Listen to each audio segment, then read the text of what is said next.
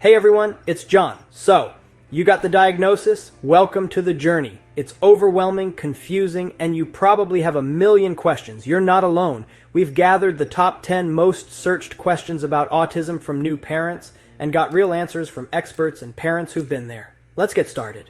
Let's address a concern that weighs heavily on the hearts of many parents. It's a question that often lingers in the quiet moments during sleepless nights and throughout countless therapy sessions. Will my child ever talk? This is a question that deserves a thoughtful and nuanced answer. It's a question filled with hope, anxiety, and the deep desire to connect with your child. The good news is that many autistic kids do learn to speak. They find their voice, sometimes in ways we anticipate, and sometimes in ways that surprise and delight us. But it's often on their own timeline. There's no set schedule, no guaranteed age, and no one-size-fits-all approach.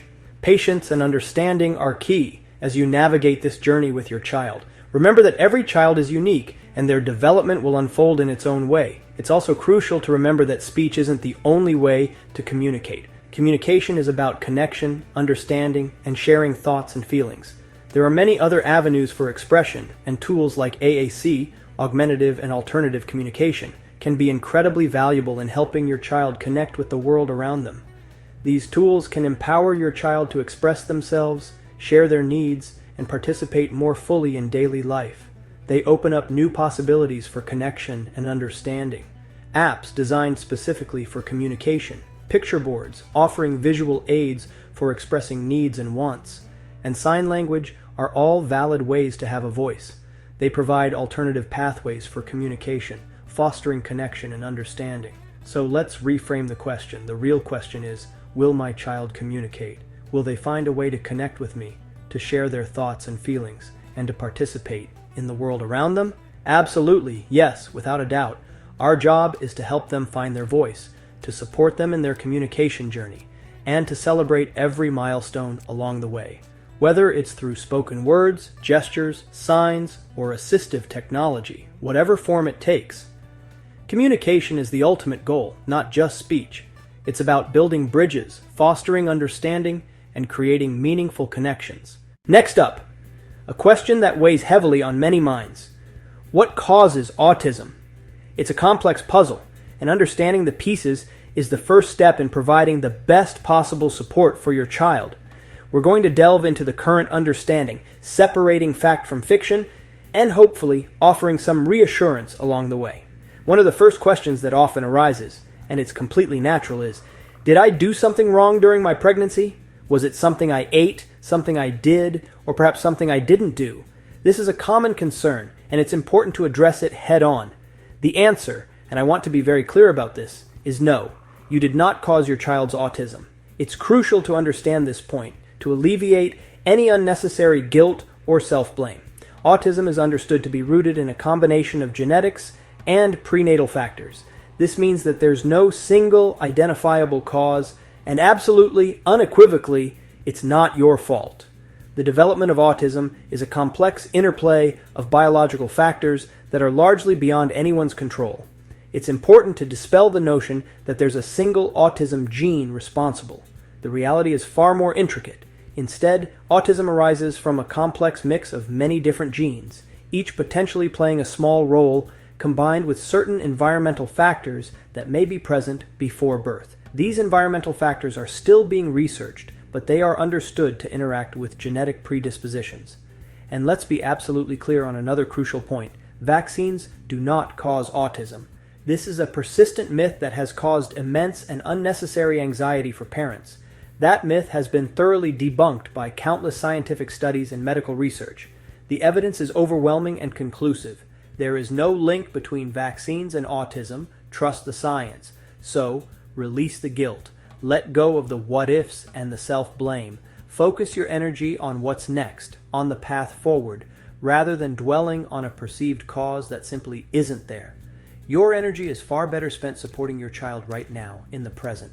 Focus on understanding their unique needs, celebrating their strengths, and providing them with the tools and resources they need to thrive. The why, the search for the precise causes of autism, is a complex scientific endeavor best left to researchers. Your job, the most important job, is to move forward with love, acceptance, and unwavering support for your child. It can feel isolating, but you're far from alone. Autism affects 1 in 36 children in the U.S. That's not rare. Chances are there are other families on your block, in your school, or at your grocery store who get it. The rise in diagnoses is mostly due to better awareness and screening, not an epidemic. There's a huge, supportive community out there. You're not on an island. Reach out and find your people. Early intervention is key, but how early can you know? Signs can show up as early as 12 to 18 months. Things like not pointing, not responding to their name, or avoiding eye contact. A formal diagnosis is usually reliable by age 2 or 3. Early therapy takes advantage of the brain's flexibility. Think of it as building a strong foundation. If you have concerns, don't wait. Ask your pediatrician for a screening. Early support opens doors, not labels. The cost of therapy is scary, but you're not expected to pay it all yourself. All 50 states require insurance to cover autism therapies. Know your policy, ask questions, and get details in writing. State early intervention programs and Medicaid waivers can help too. Many therapy centers offer financial aid or can connect you to grants. It's a patchwork, but help is out there. Don't let big numbers paralyze you. Fight for your child's right to support. You can do this. As you navigate the world of autism support, you'll undoubtedly hear a lot about ABA. It's a very common term. It's important to understand what it is, what it entails, and how it might fit into your child's overall support system. There are many different approaches, and ABA is just one of them. ABA stands for Applied Behavior Analysis. It's a therapeutic approach rooted in the science of learning and behavior.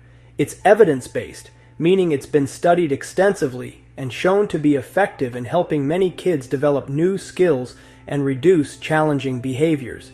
It can be a valuable tool for some families, but it's crucial to remember that it's not the only option available, and it's definitely not a cure for autism. Autism is a spectrum, and every child is unique. So what works for one child may not work for another. Good ABA therapy should always be play-based, making learning fun and engaging for the child. It should also be child-led, meaning the therapist follows the child's interests and motivations. Ethical and effective ABA is never about forcing compliance or suppressing a child's natural behaviors. It's about building skills and promoting positive interactions in a respectful and supportive way. Ultimately, the best approach to supporting your child is a team approach, a collaborative effort involving different specialists who can address various aspects of your child's development. This might include speech therapy to help with communication skills, occupational therapy to improve fine motor and sensory processing skills, and developmental support to address overall developmental milestones and promote cognitive growth. The key is to find a combination of therapies and supports that are tailored specifically to your child's unique needs, strengths, and challenges.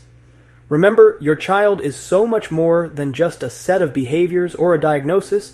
They are a whole person with their own personality, interests, and potential. They deserve holistic, respectful support that honors their individuality and helps them thrive in all areas of their life. As a parent, don't let anyone pressure you into making decisions that don't feel right for your child or your family. Resist the urge to jump into a one-size-fits-all plan that doesn't take into account your child's specific needs and preferences. Instead, focus on building a team of professionals who truly see and understand your whole child, and who are committed to working collaboratively with you to create a support system that empowers them to reach their full potential. Meltdowns aren't tantrums. They're a response to overwhelm. Your job isn't to discipline, but to help your child feel safe. Figure out triggers. Sensory overload or communication breakdown are common causes. Stay calm, reduce stimulation, and guide them to a safe space. Visual schedules and routines can prevent many meltdowns. Every meltdown is a signal, not defiance. Be their anchor, not their judge. Predictability and understanding go a long way. The future is uncertain, but many autistic adults live independently or with some support. Focus on building life skills now. Every small step counts. Presume competence and teach for independence from the start. Independence looks different for everyone. It's about safety, happiness, and purpose, not fitting a mold. Your advocacy and love are powerful tools. Don't get lost in fear. Take it one step at a time. The journey is unique for every child. You need a tribe that gets it. Start local. Autism societies and parent groups are everywhere. Online groups can be a lifeline, but choose positive, evidence-based spaces. If a group makes you feel worse, leave it. Support should lift you up, not drag you down. Don't do this alone. Your people are out there. Find them and lean on them. Sleep struggles are common. Up to 80% of autistic kids have trouble sleeping. It's not a choice. It's often biological and sensory. A consistent, sensory-friendly bedtime routine is your best tool. Use visual charts, blackout curtains, white noise, and weighted blankets to create a calming environment. Experiment to find what works for your child. Better sleep helps everyone in the family. Small changes can make a big difference. 10 big questions, 10 real answers. You're the expert on your child. Trust your instincts. Celebrate small victories and be kind to yourself. This is a marathon, not a sprint. Mistakes happen. Asking for help is strength, not weakness. This diagnosis is a new chapter, not the end. You've got this, and we've got you. Drop your questions below, share with others, and check the description for resources.